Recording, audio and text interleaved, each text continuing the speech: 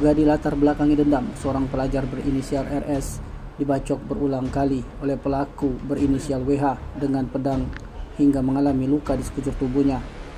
Peristiwa tersebut terjadi di Jalan PS Ing Kenayan, Kelurahan Karangjaya, Kecamatan Gandus, Palembang.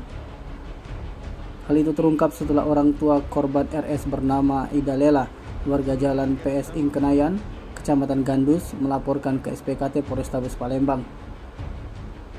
Ditemui usai membuat laporan, Ida mengatakan kasus kekerasan terhadap anaknya menimpa korban bermula pelapor bersama keluarga lainnya korban berada di TKP.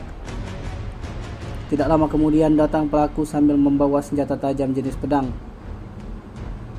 Melihat anaknya terkapar, menurut Ida, pelaku langsung melarikan diri sedangkan korban langsung dilarikan ke rumah sakit.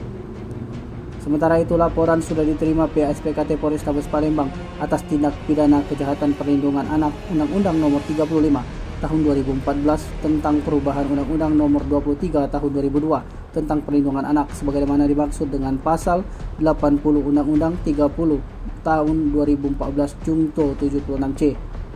Selanjutnya, laporan pelapor diserahkan ke unit Reskrim Polrestabes Palembang guna penyelidikan lebih lanjut. Awal cak mana kita baca ini bacanya? Dari situ lah, tahu pelaku langsung datang, Ya.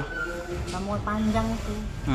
Terus? Jadi langsung ngejar anak aku tuh. Dia langsung anak aku lari, masuk lorong, aduh rawa-rawa gitu. Ya. Nah itu lah langsung ajak berlari lagi masuk rawa. Luka di mana be jadi? Di tangan, Tangan, pantat, mata, terus? di tangan situ. 3 luka bacok ya di. Itu masalahnya apa tau tak gitu? Kamu tahu juga aku tuh. Rame yang ngejar apa berapa? Dewean gitu. Dewean. Kenal lah gitu dengan yang ini dia. Kenal kamu. Masalahnya tapi tidak tahu gitu, maksudnya tahu. Tim Liputan Sumsel Update TV melaporkan.